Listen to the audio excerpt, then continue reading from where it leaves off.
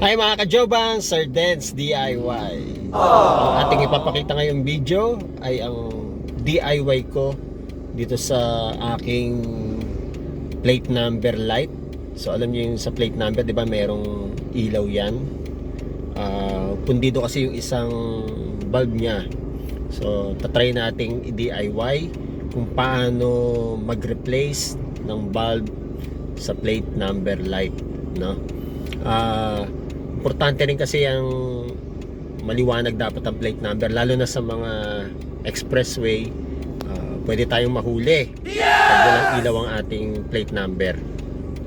So ang gagawin natin, tatanggalin ko yung pinakabumbilya, tapos magtatanong ako sa mga auto supply kung makakabili ng replacement bulb. So alam ko naman merong mabibili nun na replacement bulb para sa dun sa ating ilaw ng plate number. Isa pa nga pala, kwento ko lang sa inyo, pumunta ako sa Sarplasan nung ilang linggo na yon, no? Meron akong nakita ron na Toyota na mga iba't ibang klase ng ilaw. Tatry ko rin kung sukat siya, kasi first time ako mag-aalis ng bumbilya ng dun sa plate number, no?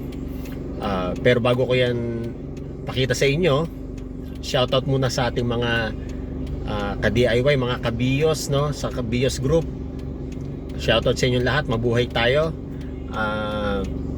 Sa ating mga subscriber, shoutout, maraming salamat sa panonood sa ating video nung last time, yung emblem, no, na ating binalik at dinikit. Maraming salamat po sa inyo. Maraming nakapanood ng video natin sa DIY na yon. Mga kabiyos Gen 1, mabuhay po tayong lahat. Sana magustuhan nyo rin tong aking susunod na DIY. Pero bago ko ipakita sa inyo lahat yan, mag-intro muna tayo.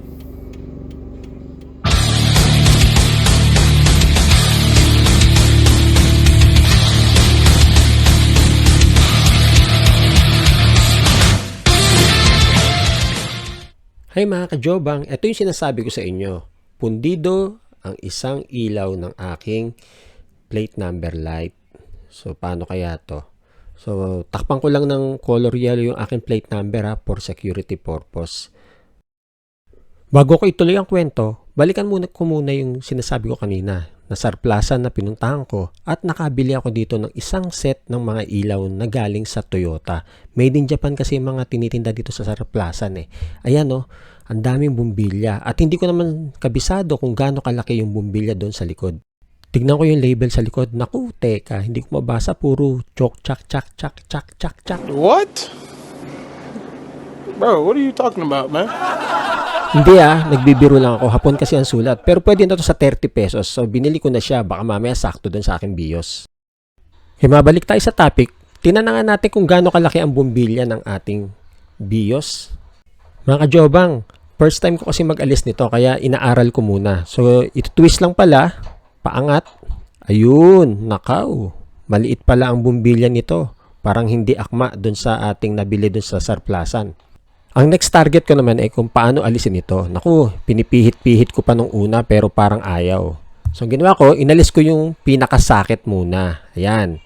Ngayon, sa pinakasakit, pag-aaralan ko ngayon kung pipihitin ba. Ayan, medyo ayaw. O huhugutin.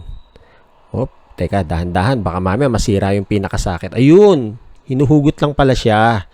At nung tinignan ko, mukhang okay naman yung pinakasakit. At itong bumbilya, medyo meron na siyang mga black o itim sa gilid. So itong sample ng bumbilya, dadaling ko sa auto supply. Bibili muna ako A few moments later. Ayan mga kajobang, nakabili na ako. So for 25 pesos, nakabili rin ako ng isang bumbilya na katulad nitong pinag-alisan ko. Yan kumpara yung bago at ito naman yung luma. Medyo maitim na, no? Medyo sinisipat-sipat ko pa muna mga kajobang. Kaya yung mga nanonood sa akin ngayon sa bidyong to, sana may natutunan kayo rito So alika, kabit natin. Yan. So tandaan kung paano natin inalis, ganun din natin ibabalik. Hindi siya pinipihit bali tinutulak lang siya. Yon. Pag tinulak nyo siya, may maririnig kayong parang magkiklik na tutunog. So yon, narinig ko na yung magkiklik. Yan, medyo tinitingnan kung mahigpit na. At saka natin ngayon ikakabit yung pinakasakit dyan sa ating pinag-alisan kanina. Teka, parang ayaw ah. Naku, ayaw. Sabi nga, kung ayaw, wag pilitin. Naku, mali pala. Yun. Baliktad naman pala. Meron siyang parang kanal na susundan. Ayan, ayan. Tama na to, mga kajobang. Yun, nag-click na uli. Naikabit na natin. At i-double check uli kung talagang mahigpit na bago natin ikabit maya-maya. Yan. So, ibabalik na natin sa butas na nakalabas doon sa ating plate number. Yan. Iikot lang uli. Pakabila naman ngayon. Ayan na. Oh, di ba ang dali lang? Start na natin yung kotse. Tingnan natin kung iilaw. A few moments later. Nang ma-start natin yung kotse, ayan na. Naku, hindi na bulag ang aking ilaw sa plate number ah. May liwanag ang buhay. Parang meral ko lang ang liwanag, di ba?